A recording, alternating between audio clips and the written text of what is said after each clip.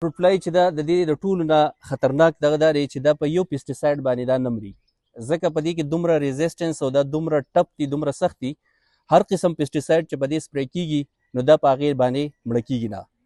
او د دې د ټولو نه خطرناک کم اثرات چې دي هغه د پیسټیساید هغه زهر چې د هغې MRL یا ریزیجوال لیمټ چې دی هغه د 4 میاشتو نه هم سیوای. هغه سپریګان په دا خلک چې دي الټرنیټ دی په یوه ورځ باندې نه او په دویمه ورځ باندې د دې سپری کوي. او بل د ټولو نه خطرناکه خبره په دې کې دا ده چې کله دا میوه پخیږي نو په هغه ټایم باندې دا فروټ فلای په دې اټیک کوي او په هغه ټایم باندې زمیندار په دې باندې سپری کوي. نو په دویمه یا په دریمه ورځ باندې د هغې پیکینګ کیږي او هغه مارکیټ ته ځي او هغه خلک خوري چې د هغې په وجه باندې هغه اکټیو انګریډینټ هم په هغه حالت کې د خلکو جسم ته ځي او څوک چې په دې کې کار کوي کم ورکران دي د هغو لاسونو په ذریعه باندې هغه زهر چې دي د هغو بدن ته ځي او د هغې نه د هغو ډېرې زیاتې مسایل چې دي د بدن هغه راځي. په هغې کې ډپریشن دی، په هغې کې د هارت ډیزیز دی، په هغې کې کینسر دی، په هغې کې انزایټي ده. دا ټول مرضونه چې دي دا لینک دي د دې پیسټیساید سره،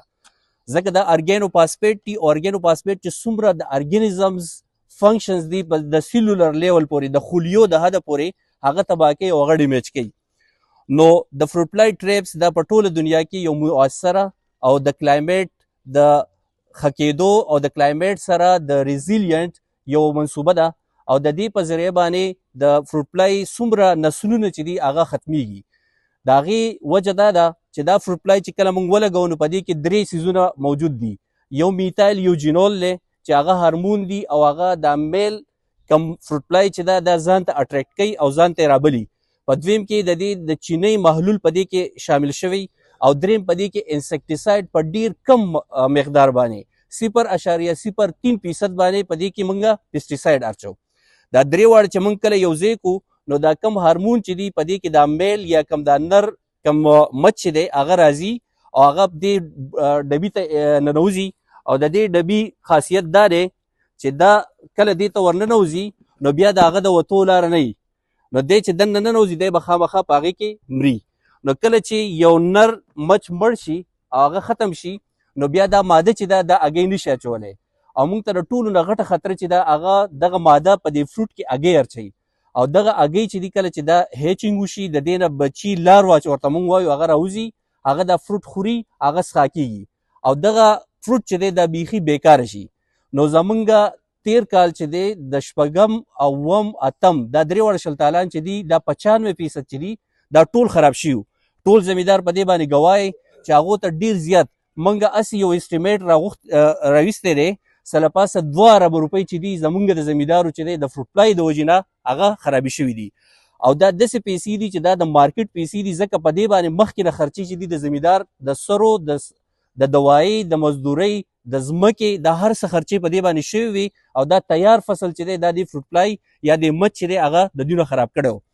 دویمه د ټولو نه خطرناکه خبره دا ده کله چې دا فروټ فلای په دې مچ په دې فروټ کې هګۍ واچوي او دا راوغورځېږي نو په دې کې د 500 پورې هګۍ چې دي دا موجود وي او د دې د لاروې نه واخله تر پیوپا او د اډلټ پورې. بیا دا پیوپا دویم سټیج چې دی د دې لپاره د خاورې ضرورت دی، د خاورې نه بغیر چې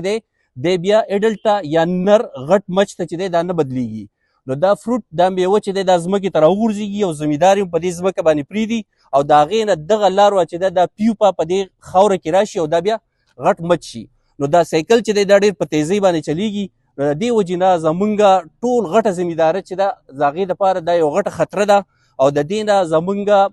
د خلکو د صحت، زمونږ د معیشت او زمونږ د ماحول دا 3 واړه چې دی دا دې ته یو غټ ریسک دی.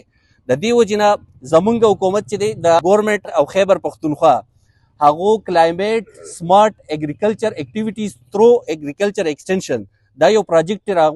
راوویستو، دا یې منظور کو د PWP نه او په هغې کې زمونږ سره د ټولو نه غټ یو کمپوننټ چې دی هغه د فروټ فلای کنټرول دی. د دې مچ کنټرول چې دی د هغې دپاره دا فروټ فلای کم دا ټریپس چې دي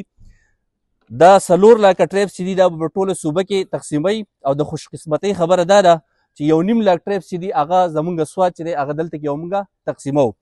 دا بالکل مفت به موږ زمیندارو له ورکوو. د زمیندارو به اوس دا فرایضي چې دا ټریپس په صحیح طریقه باندې په خپل باغ کې چې کومه طریقه کار دی په هغې ولګوي.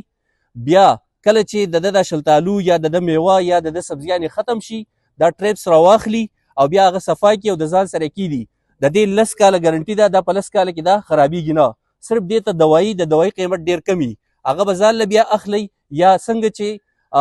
ډي سي صاحب تیر کال ستاسو دپاره موږ له فنډ راکړو موږ تاسو له دوایي واخیسته او تاسو له فری درکړه دغه شانتې دوایي به دله بیا هم موږ درکوو یا تاسو ځاله په خپله هم ارینج کولی شئ هغه اسانه ده خو ستاسو فرض دا دی چې دا په صحیح طریقه باندې تاسو ولګوئ چې د چا په کار نه او یا داسې یو کس نه چې هغې په بل ځای کې خرڅ کړي یا یو داسې یو غیر متعلقه ځای ته دا ویسي ځکه دا غیر قانوني دی دا سرکاري سیز دی په دې باندې لیکلي هم دي چې ناٹ فار سیل او اګریکلچر د ایکسټنشن ډپارټمنټ دا د هغو ملکیت دی او دا چې دی دا د حکومت یو پراپرټي ده او دا که په بغیر د صحیح ځای نه که دا بیا موندی شو نو سر ډي سي صاحب چې دی هغه په دې کې به انشاءالله په دې کې دپه 144 لګوي که فرض که دا د چا په دکان کې بیا موندی شو دا د کباړي سره بیا موندی شو یا په غیر متعلقه کس سره دا بیا موندی شو د هغه خلاف به قانوني کاروايي کیږي ستاسو زمونږ ډیوټي چې دا تاسو ته در رسول دي و ستاسو ډیوټي ستاسو فرایض دا جوړیږي چې دا سیز په صحیح طریقه باندې تاسو استعمال کوئ او د دې غټ موزر خطرناک دشمن نه چې دی موږ ځان بچ کړو